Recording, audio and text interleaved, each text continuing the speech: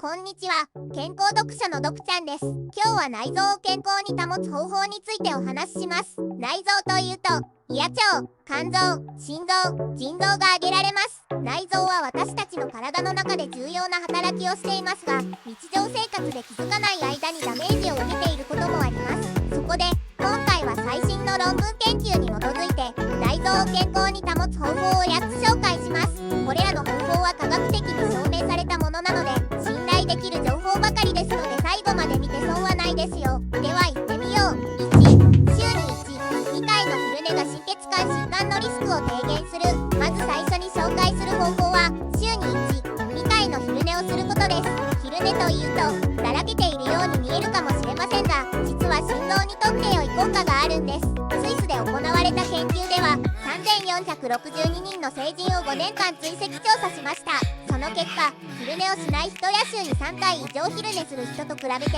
週に1、2回昼寝する人は、心臓発作や脳卒中などの心血管疾患にかかる危険性が 48% 低かったということが分かりました。では、なぜ昼寝が心臓に良いのでしょうか？その理由は2つあります。1つ目は、昼寝がストレスを減らすからです。ストレスは血圧や心拍数を上げて心臓に負担をかけますが、昼寝はリラックス効果があってストレスホルモンを抑えます。2つ目は、昼寝が血管を柔らかくするからです。睡眠不足は血管を硬くして動脈硬化を引き起こしますが、昼寝は睡眠不足を補って血管の機能を改善します。ただし、昼寝の時間や回数にも注意が必要です。研究によると、昼寝の最適な時間は15分から30分です。それ以上長く寝ると逆に眠気が増したり、夜の睡眠に影響したりします。また、昼寝の最適な回数は週に1、2回です。それ以上多く寝ると心臓に良い効果がなくなったり、生活リズムが乱れたりします。ですから、昼寝をするときは時間と回数を適切に調整しましょう。ドクちゃんはついつい2時間くらい昼寝をしちゃうので気をつけようと思います。2、腎臓を傷めないタンパク質の上限量やプロテイン摂取の注意点。次に紹介する方法は、腎臓を傷めないタンパク質の上限量やプロテイン摂取の注意点について知ることです。タンパク質は筋肉や骨、皮膚などの体の組織を作る重要な栄養素ですが、摂りすぎると腎臓に悪影響を与えます。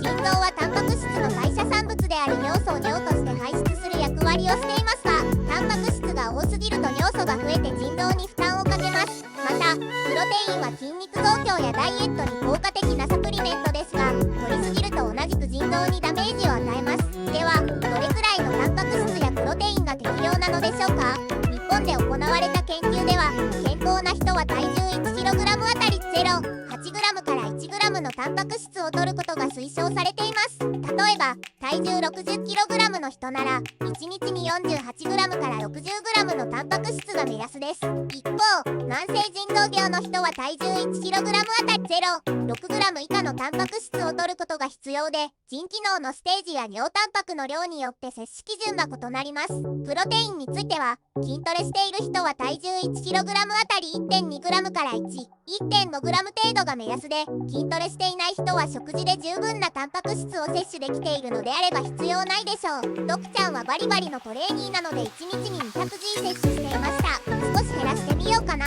みんなはどれくらいタンパク質摂ってるか教えてください。3、ヨーグルトや乳酸菌飲料が内臓脂肪を減らす。次の方法はヨーグルトや乳酸菌飲料を摂ることです。ヨーグルトや乳酸菌飲料は腸内フローラに良い影響を与えて消化や免疫力を高めますが、実は内臓脂肪を減らす効果もあるんです。日本で行われた研究では、12週間にわたってヨーグルトや乳酸菌飲料を毎日摂取したグループとプレーンな牛乳を毎日摂取したグループを比較しました。その結果、ヨーグルトや乳酸菌飲料を摂取したグループは、内臓脂肪の面積が平均で 4.6% 減少したのに対し、牛乳を摂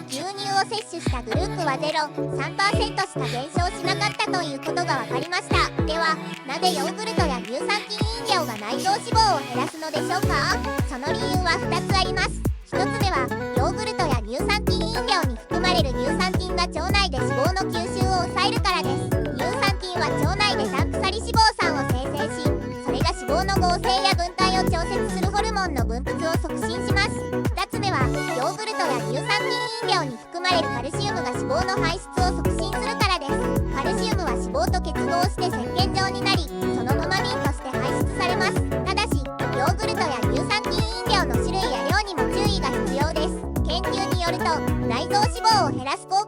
のは生きたまま腸に届く乳酸菌が含まれるもので、加熱処理されたものや甘味料や香料が添加されたものは効果が低いかないということが分かっています。またヨーグルトや乳酸菌飲料の摂取量は1日に 100g から 200g 程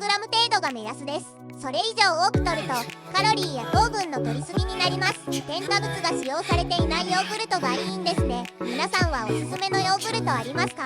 あればコメント欄で教えてください。4. カフェインが肝臓に良い影響を与える。カフェインというとコーヒーや紅茶などの飲み物に含まれる刺激物質として知られていますが、実は肝臓に良い影響を与えることもあるんです。アメリカで行われたメタ分析では28件の研究を統合してカフェインの摂取量と肝臓疾患の発症率の関係を調べました。その結果、カフェインを1日に2杯以上摂取する人はカフェインをほとんど摂取しない人と比べて肝臓がんや肝硬変などの肝臓疾患の発症率が 25% から 70% 低かったということが分かりました。ではなぜカフェインが肝臓に良いのでしょうか？その理由は3つあります。1つ目はカフェインが肝臓の炎症を抑えるからです。カフェインは肝臓にあるアデノシン受容体と結合して炎症を引き起こすサイトカインの分泌を抑制します。2つ目はカフェインが肝臓の酸化ストレスを減らすからです。カフェインは抗酸化物質として働き、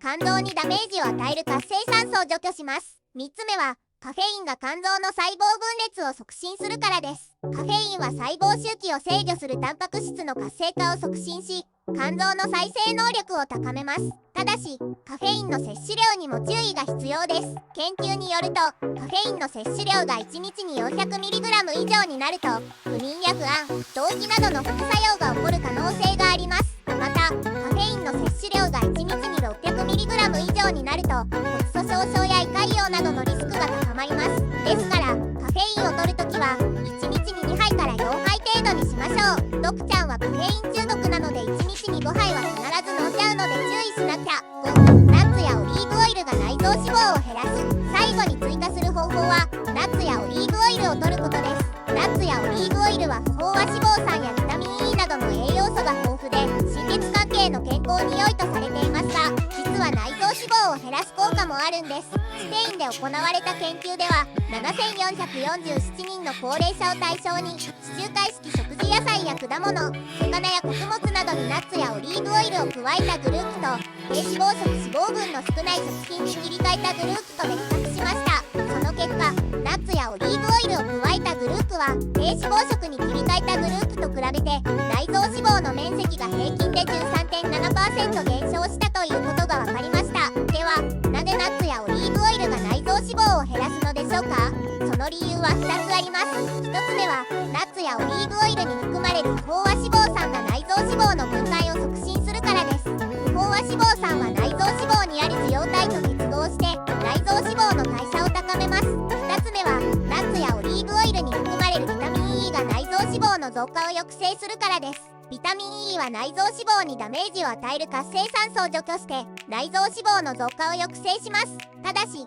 ナッツやオリーブオイルの摂取量にも注意が必要です。研究によるとナッツやオリーブオイルの摂取量が1日に 30g 以上になるとカロリーや脂質の摂りすぎになります。またナッツやオリーブオイルの種類や品質にも差があります。ですからナッツやオリーブオイルを摂るときは1日に 20g から 30g 程度にしましょう。また塩分や糖分の少ないものや新鮮で品質の良いものを選びましょう。ドクちゃんは口寂しくなったらナッツをボリボリおっさんみたいに頬張って食べています。以上が最新の論文研究に基づく内臓を健康に保つ方法8選でした。いかがでしたか？今回紹介した方法は全て科学的な根拠があるものなので安心して実践してみてください。内臓は私たちの体の中で大切な役割を果たしていますが、見えないからといって無視してはいけません。内臓の健康は全身の健康にも影響します。ですから内臓を大切にしてあげましょう。この動画が気に入ったらチャンネル登録と高評価をお願いします。またコメント欄にも感想や質問をお寄せください。次回の動画でも健康についてお話ししますよ。お楽しみに。それではまたお会いしましょう。バイバイ。